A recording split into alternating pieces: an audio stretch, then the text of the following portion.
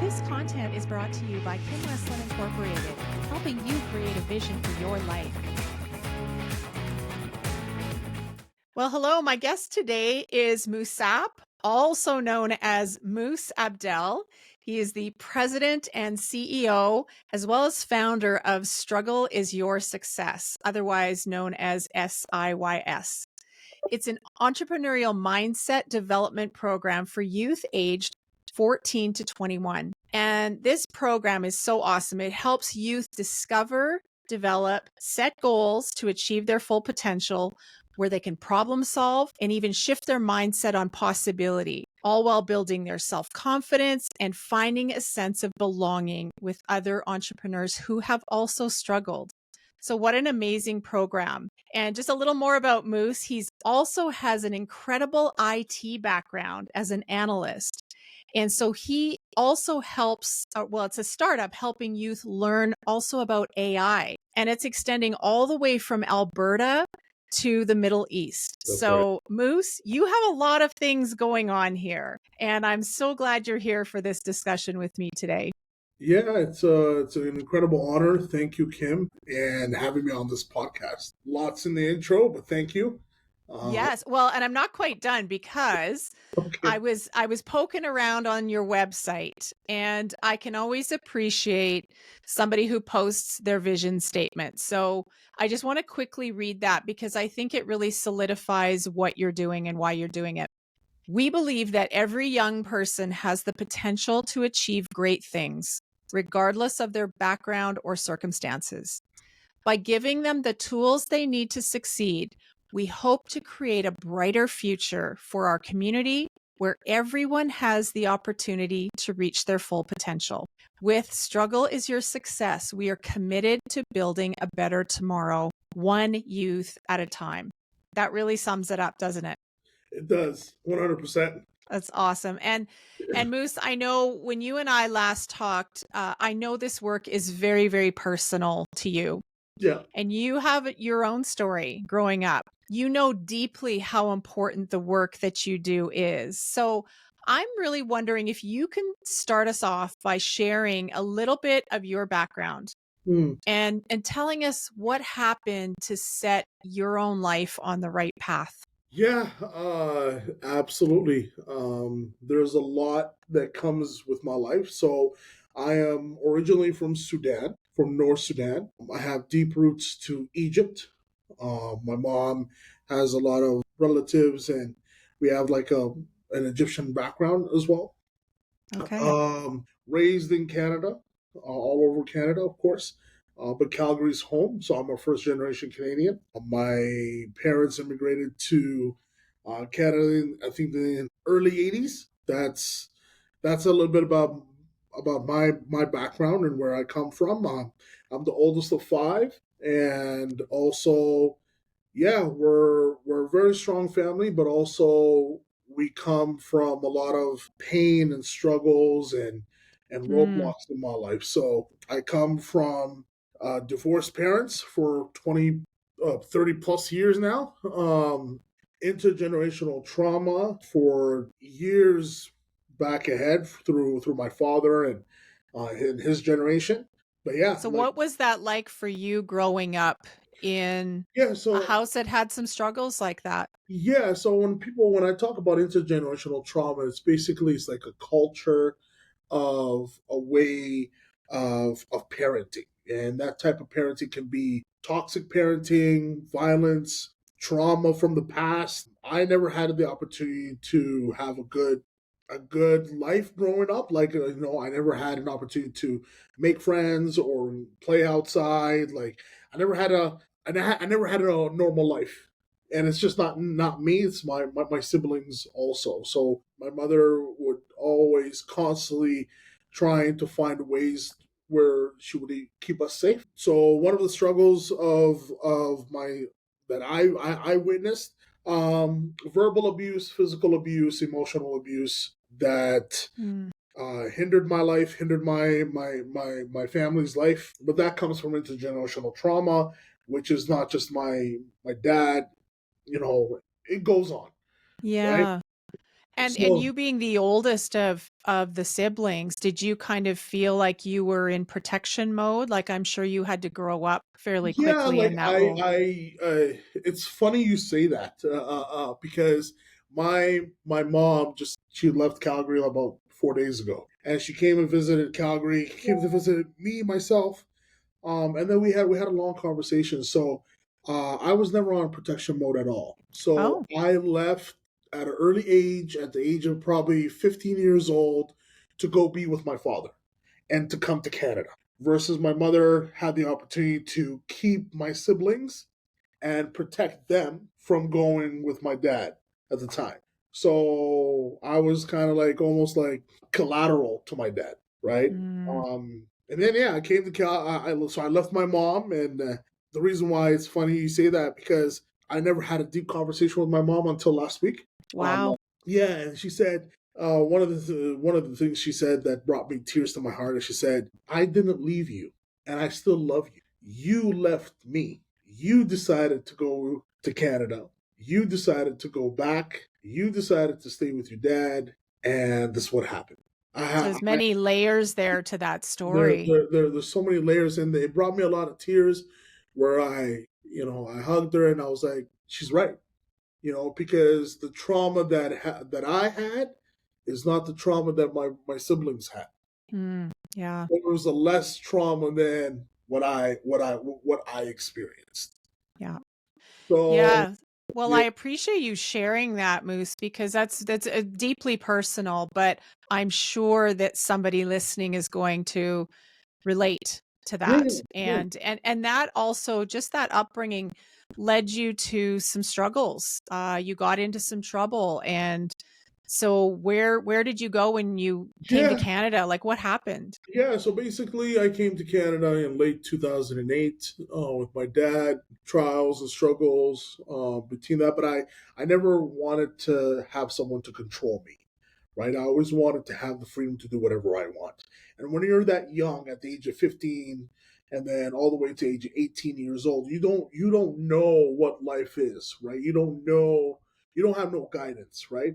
So I had the opportunity to say to my dad, I'll live this life on my own and the freedom to do whatever I want. And I pursued a job. My first job was at McDonald's. And then for McDonald's, I started to work at Staples and in tech and all that kind of stuff. But that also led me to have freedom to go to nightclubs at night and, remove the trauma through music, Mm, right? I love music. I got myself in the music scene, and that led me to be part of a wrong crowd and witness the darkest moments of my life, where you witness an acquaintance getting shot 9 times in the head, and yeah, that being part of that life, it was never. It was kind of like a wake up call for me. yeah, I Um, can imagine. Yeah, that's yeah, yeah, that's hard. that's hard. That's hard. That's one way of putting it. And I'm sure we're just only scratching the surface here of the things that you no doubt experienced and went through as a youth and going into your young adult years. So you can relate very deeply, and I can understand why and how it's a passion to start something like this to help youth that you can truly identify with. Yeah, yeah, absolutely. Like I understand when a youth says that I don't want to be controlled. I understand when a youth says I want freedom. I understand when a youth says I want some Jordans, I want some necklaces, some gold chains. I want the latest phone. I want to go to party. I just want to be me, right? Yeah. I understand that very, very well. And for the listeners who are listening to this podcast, I think people need to be really, really careful with pursuing a freedom life at a young age because it can Yeah. come with a lot of consequences, Yeah. right? Yeah. Oh, It, for sure. it can come with a lot of consequences, and you might get out and you might not. For me Yeah. personally, I got out after realizing that that was a wake up call. I don't want it to I didn't want to be part of this life. I didn't want, I have a greater calling. And what led me to the work that I do today is going back home. I had the opportunity to go back home and visit my mom and have a conversation with her, but not have that deep conversation like I just had last week. But it was an eye opening. I bet, and you can relate and meet them right where they're at, which is amazing. So this led you to starting SIYS and number of years later. And I want to know, because you're approaching this from an entrepreneurial mindset and entrepreneurial mission. Right. And how did you identify this particular gap? Because there's lots of youth programs out there. There's lots of help. Not that there couldn't be more, but this particular gap is interesting. So how did you identify bridging the gap between the youth and entrepreneurship? Yeah, so that wake up call that I witnessed, I went back home to Sudan. I had no job, coming from Canada, witnessed shootings and violence and all that kind of stuff. My family would tell me that I was extremely, I was a failure and all that kind of stuff. I started going to networking and workshops. And through the workshops in Sudan, and Sudan is a third world country, not a lot of resources Mhm. out there.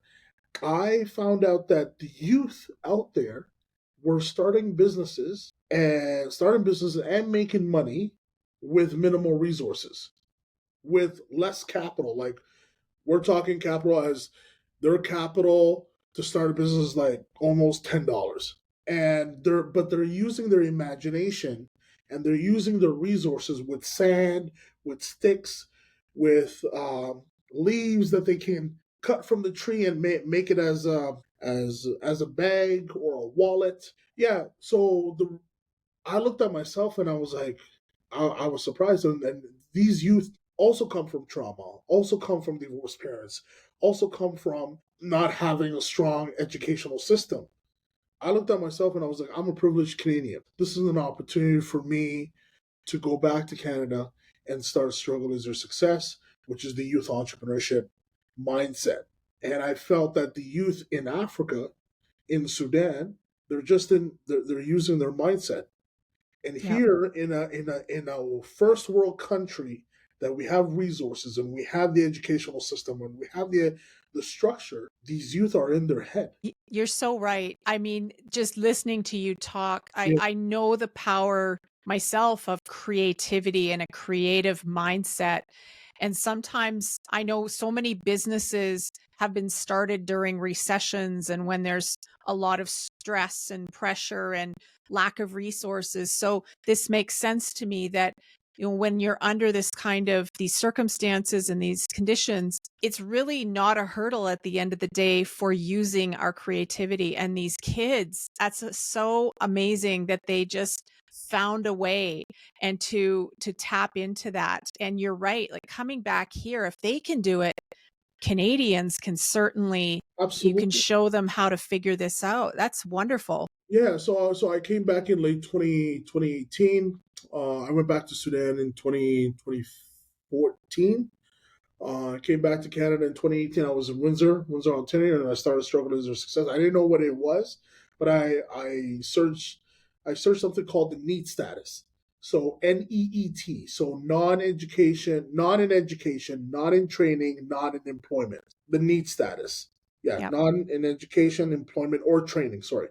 Um, and we found that 11% of Canada's population, of the youth from the age of 15 years old to the age of 30, which is youth are also identified, youth at 30 years old are also identified as the youth. 11% of Canada's population, these are the youth who don't have any type of training, don't have any type of employment, and don't have any type of an opportunity for them to unearth their potential. This is where I found an opportunity that entrepreneurship and the entrepreneurship mindset Yep. can be a gateway for them to succeed. Yep. That gateway can be either starting a business or thinking as an entrepreneur to pursue post-secondary or to pursue a career in something that they love. For example, if the parents want the youth to become a doctor, People will become a doctor, but how do you think as an entrepreneur to start your own Yeah. practice 15 or 10 years down the road at early stage? So, Moose, what do you think when you're bringing youth into this program and you're introducing this new opportunity to think like an entrepreneur? What have you found has been one of the biggest hurdles or challenges that these youth have had to really overcome to find success in this program? Three things: confidence, they lack confidence, Yeah. and they are shy, right? They don't know how to express their ideas, and they're worried about society, what society thinks. Those are the three key areas that the youth are lacking. They have great ideas, but they feel that they will be judged. We Yeah. live in And a if you don't know and you don't have that confidence right out of the gate, that can stop you in your tracks. that can stop you in your tracks, and I feel that in today's society, we're judged every single day. So it really doesn't matter who judges you. You need Mm. to judge yourself, right? And learn to deal with the judgment out there in society and from peers and from other people around you, because unfortunately, judgment probably will never go away. It's just a matter of how do you handle it? How do you overcome it? How do you move past it? And that's my promise to the youth, to inform them that if judgment is not going to go away, you're going to be struggling. And we're all going to be struggling. Struggle will never go away. That's right. We'll never, that's the truth. But the acceptance of the struggle and working around the struggle is an opportunity for you to believe in yourself and also look at the light that you chose is under the tunnel that you got to work for. Is there a story with some of these amazing youth you've worked with? Is there a story that stands out to you since you've started all of this that just inspires you? Yeah, two stories. I have a youth who from my culture, from Egypt, who started coming to this program. He didn't know what he wanted, and then he went to Egypt, came back, but he started a clothing line, start Rise from the Ashes. He's selling his clothing brand at Mount Royal University, and he saw a passion for what he does, and he loves it.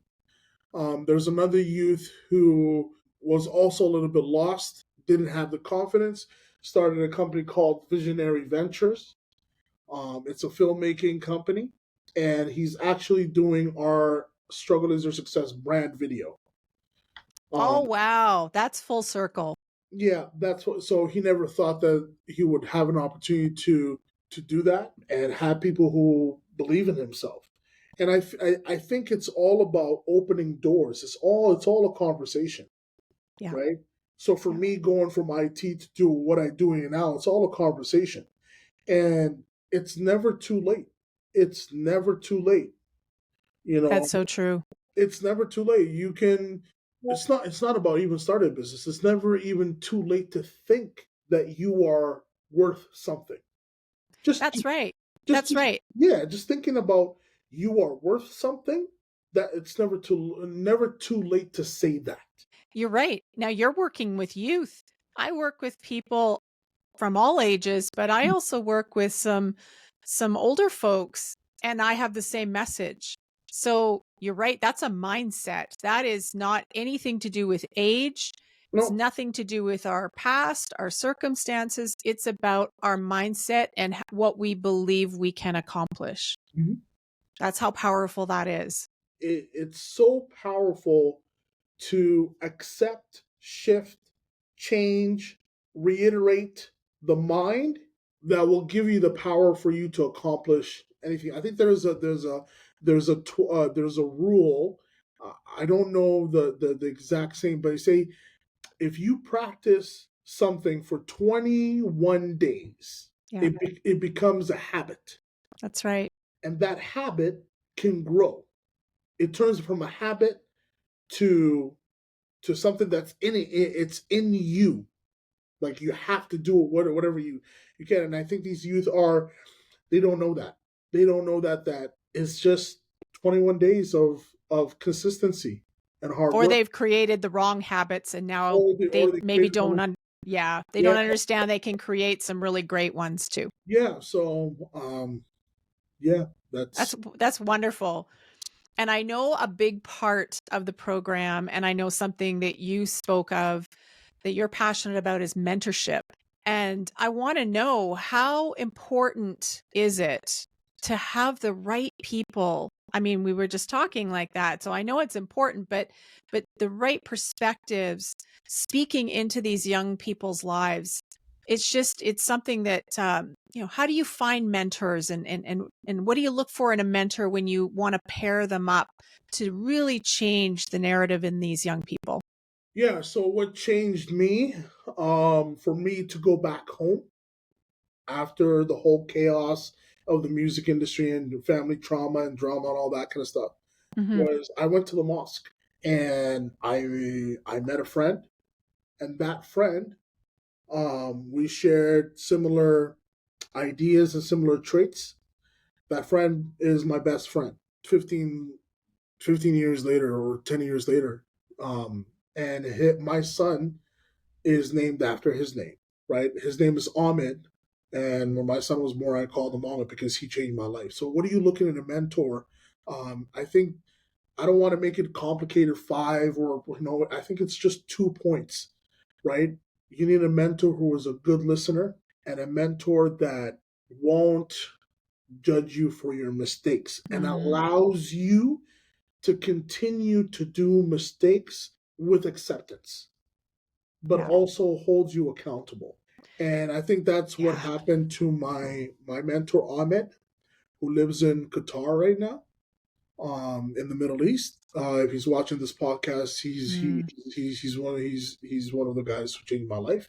But also another mentor who's here in Calgary, Charlene, who also changed my life to start this whole organization. So it's not about it's not about quantity of mentors. It's about the quality of mentors. You can have 5 or 10 mentors in your life. Everybody will give you this advice, do this advice, this advice, this advice. I don't think you need 10 or 15 or 5.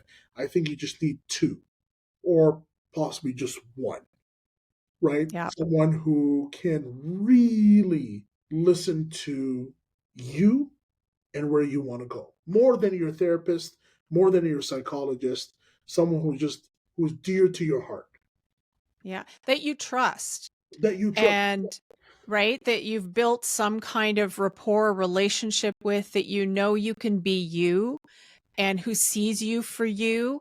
And like you said, that non-judgment piece is probably one of the most important things I have also found, that if when you can find a community or a mentor or somebody in your life that just sees you for you and doesn't judge you for it, no matter how messed up your past is or how many mistakes you've made, that is a powerful, powerful friendship and relationship to nurture.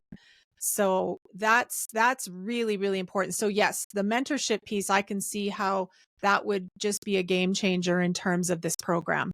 Something I would like to tell you, within our work, we Hmm. expanded our work, um, beyond the youth that we serve, and we're expanding all of across Alberta.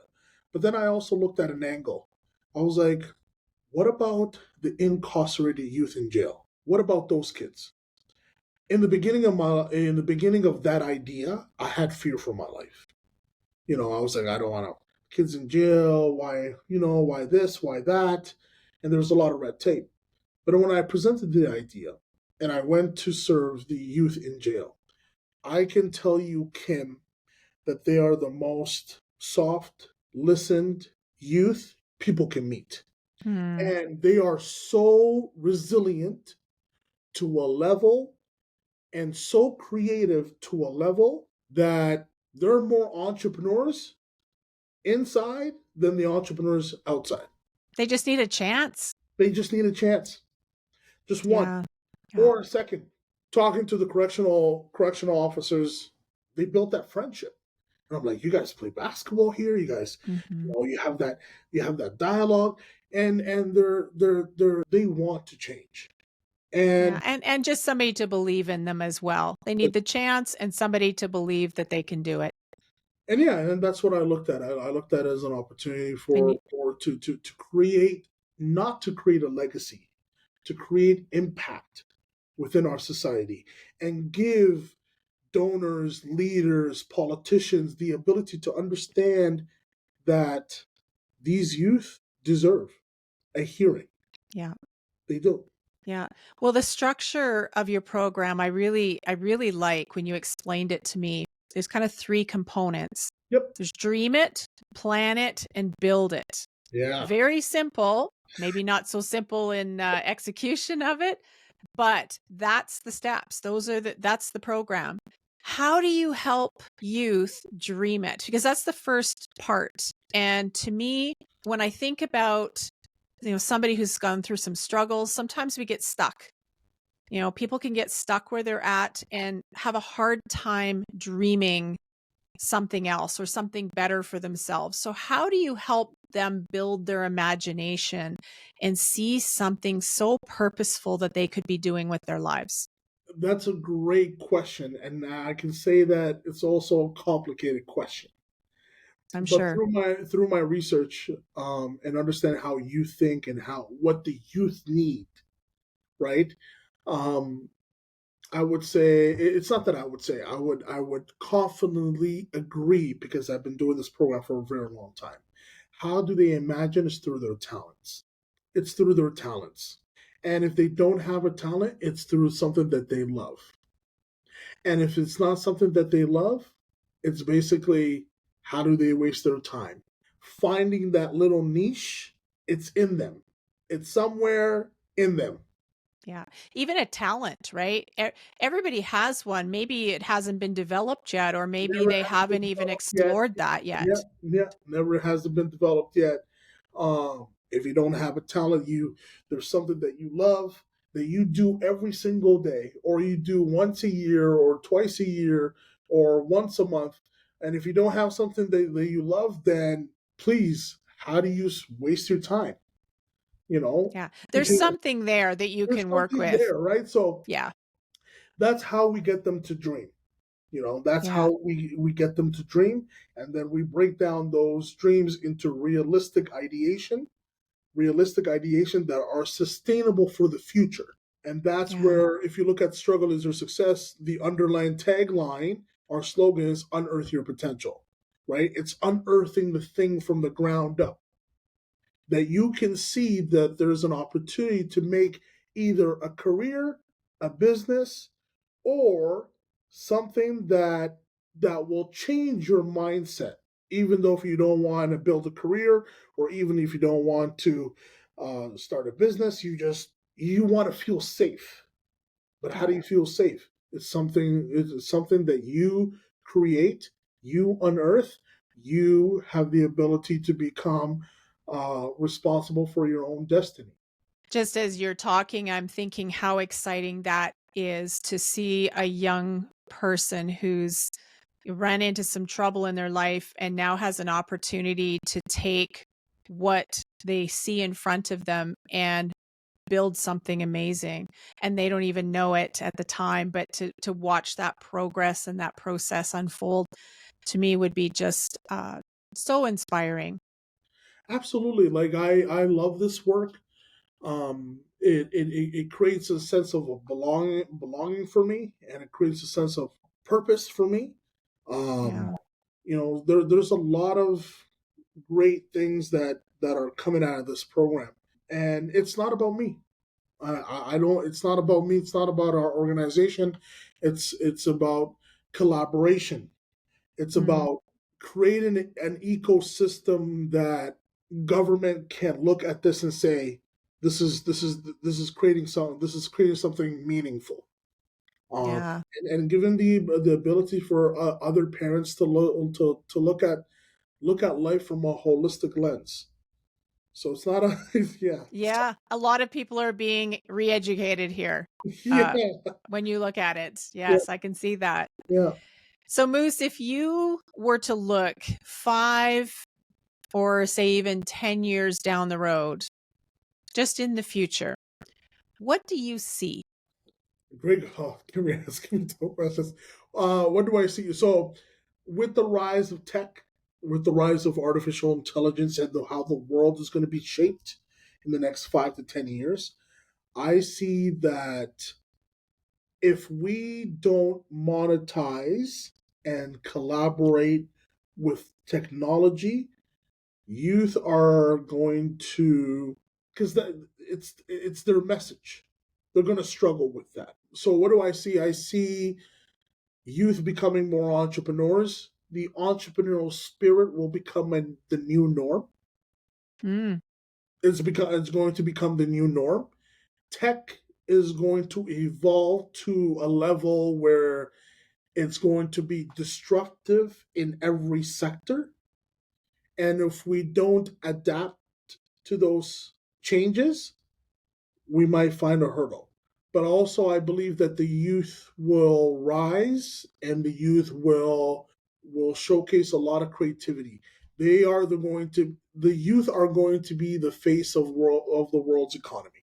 Yeah, it's going to be very interesting. But that, yeah, you just took it. I mean, we could have a whole half day conference on that topic. But that's that. I agree with you. I mean, tech for sure. Tech is changing our world faster than we can imagine at the moment. But when you throw these youth into the mix and what some of the innovation that you are no doubt going to tap into through these youth and beyond, you're digging up these seeds. Well, I should say you're planting, but you're also unearthing these amazing kids into who they are created to be and what their potential is. So that's just exciting stuff.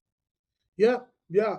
I'm excited for the future, and I'm excited for what these youth are going to bring to the table, and I'm really excited for them for them to not just believe in themselves, but surround themselves with the right people and create Yeah, meaningful change. for sure. And you are a nonprofit organization. Yeah, So anyone listening that has been touched by your story and the vision that you have for SIYS, they can donate toward the programs, correct? they can go on our website right now and donate to our program. Anything can support from $1 to $5 to whatever can really help, because the program doesn't go to me, it goes to the youth, because the program is also developed as a Shark Tank Dragons Den opportunity where these youth have to pitch and they have to share their ideas. So yeah, we are a non-for-profit and anything can help. Okay, well, I will absolutely include that information in the description of this podcast and how to contact you as well, in case somebody would like to do that. And I would certainly encourage you to donate toward this amazing program, because you just heard how impactful it has been and will continue to be in the future. And Moose, your story has helped start this amazing business. And we are now seeing some of that multiplication effect of your own life turning around and helping so many others in the process.